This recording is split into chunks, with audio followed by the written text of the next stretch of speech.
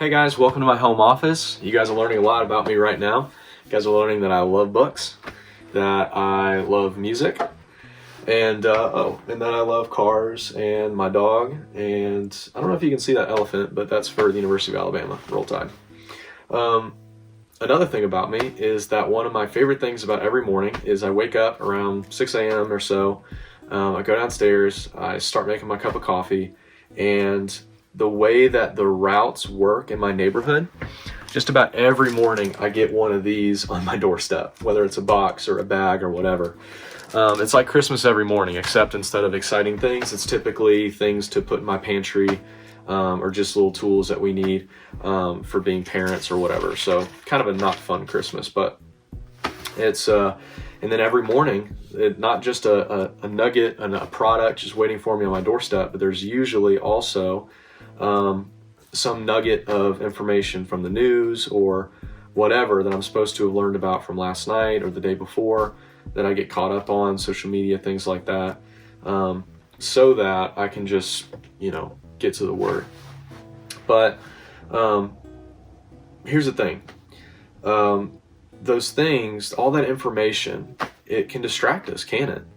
All those influencers that we follow on social media, or the messengers from those news outlets that promise that their truth, that their understanding of the way things happened is the way, right?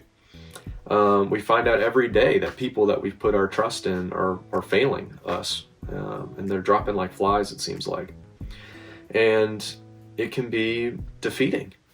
And that's what Jesus is talking about here in this passage in John 10. He's teaching his disciples, his followers, and he gets to this passage. He gets to, this parable, this metaphor, this story that we can learn from.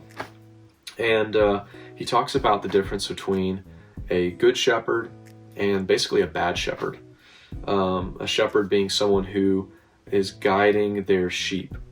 So let's just dive in, and then let's just unpack and see what the passage has for us to learn. So in John 10, we'll start in verse 7, and it says, "I assure you, I am the door of the sheep. All who came before me are thieves and robbers, but the sheep didn't listen to them. I am the door, and if anyone enters by me, he will be saved and will come in and go out and find pasture." Oh, green grass and flourishing, right? And he says, "A thief comes only to steal and kill and destroy." Whoa. "I have come so that they may have life and have it abundantly. I am the good shepherd. The good shepherd lays down his life for the sheep. The hired man, in contrast, since he is not the shepherd and doesn't own the sheep, he leaves the sheep and runs away when he sees a wolf coming. The wolf then snatches and scatters them. This happens because he's a hired man and he doesn't care about the sheep. I am the good shepherd," Jesus says. "I know my sheep, and they know me. As the Father knows me, and I know the Father, I lay down my life for the sheep." All right, so let's unpack this. Jesus starts talking about who are the sheep? Who are you and I putting our trust in? And first he talks about thieves and robbers, right? I think intuitively, by the time we reach this age, we understand that thieves and robbers are not trustworthy people. That typically, if you succumb to a thief or a robber, they've typically had to hit you in the night when you're not at home. Of course, we're all at home now. So if you get tricked by a thief or a robber these days, it's typically because you were just tricked, right? Think about your grandparents clicking on that pop-up link to wire some money somewhere that they shouldn't be. Then he starts talking about this other person who is not the good shepherd, this bad shepherd, this hired man. What's an example of a hired man in our lives? This is an idol, someone or something that we have put in authority in our lives over God. Someone who is who we have learned to trust, but ultimately is only there caring for us as long as it is also advantageous for them. I think a perfect example of this took place on January 6th of this year when we saw those followers of a person, of a political party, storm the capital of the United States to try to overthrow the way that our government system works. Okay, so what happened there? That is what happens when, as Josh Howardson put it, we give someone or something our hearts, not just our votes. What happens is even as Christians, we can say Jesus and this. We can say this and Jesus. And we can say that this is ultimately for me just as much as Jesus. Whether we say that explicitly or not, we're putting our hope in a person or a thing that says that I am ultimately for your life and for it abundantly. That isn't God. That isn't Jesus. And what happens when that happens? Ultimately, that thing will take care of you, and it will give you pleasure, and it will give you security, as long as it is also benefiting from that role. So when a political party or a person in leadership or any other idol in our lives stops benefiting from the role of taking care of you, it'll bolt. It'll run at the first sight of that wolf. And so when that political party, when that person saw that their power, that their fame, that their money was not going to come from also protecting the people, the government, the institution, the country that it's been called to lead and to manage and to protect, it bolted. It left our people and the people following them the closest away from life, away from abundance, away from flourishing, until ultimately they sinned. They became arbiters not of life, not bringers of life, but bringers of failure, bringers of evil. And so that's ultimately what idols do to us. That's what hired men do to us.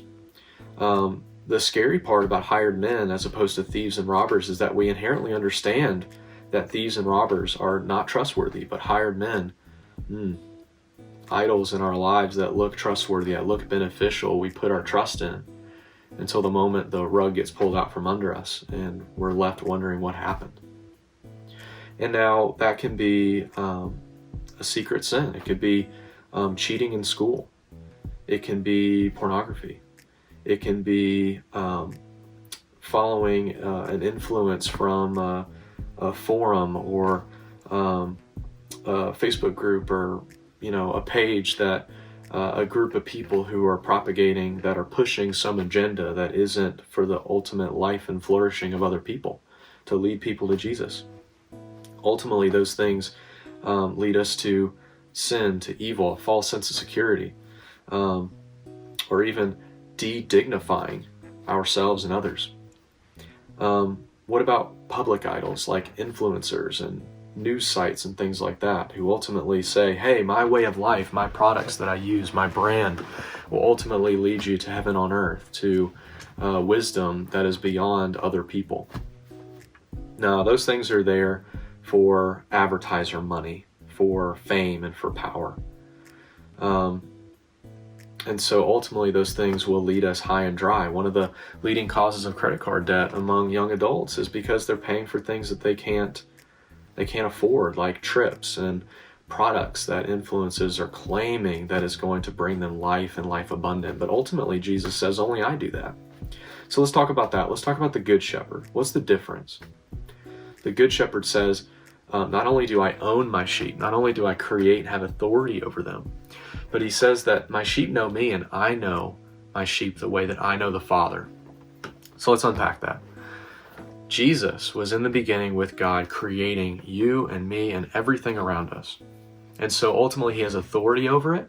And just like you and me, when we create something with our own hands, we have a care for it that others can't. My dad used to always say, if you want something done right, do it yourself. And what he meant by that is that if you want something to be done the way that you want it, with the care and attention that you want, with the significance that you're going to have to live with the way this was done, then you're going to want to do it yourself because you're going to care about it the most. And so in the same way, Jesus, God, they care about you and me the most.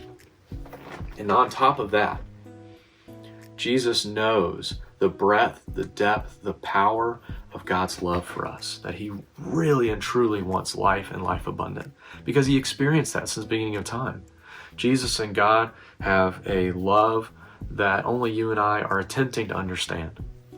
And it's because Jesus knows just how great God's love is for his sheep, for his people, that he was willing to obediently set his will aside and die on the cross so that we might have the opportunity to experience life and life abundance, having the presence of God in our lives, his love available to us.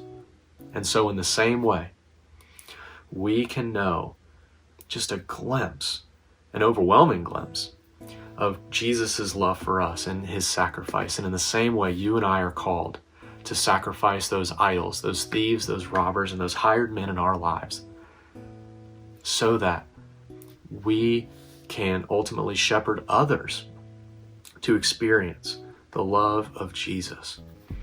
And so I have two questions for you. Remember, we always ask, what is God teaching me and what am I going to do about it? And your first question is this: what is the idol in my life? What is the thief, the robber, or even the hired man, the sneaky one, that I'm tempted to follow and put an authority over God in my life, or as well as God in my life, and say, what is that thing that I'm trusting in? And has it given me life and life abundance so far? No. And if it feels like it's giving you life right now, I guarantee you it won't for long. Okay, so what's that thing? And number two, who do I know who has an idol like that in their lives? That I know that Jesus is the better shepherd for not only myself, but for that person. And so we're going to ask God, man, what are you teaching me? And what specifically am I supposed to do about it this week, whether in my life or in the life of somebody else? I love you guys. I pray for you every day. I hope that I can be a good shepherd for you. Go in grace and peace to love and serve the Lord.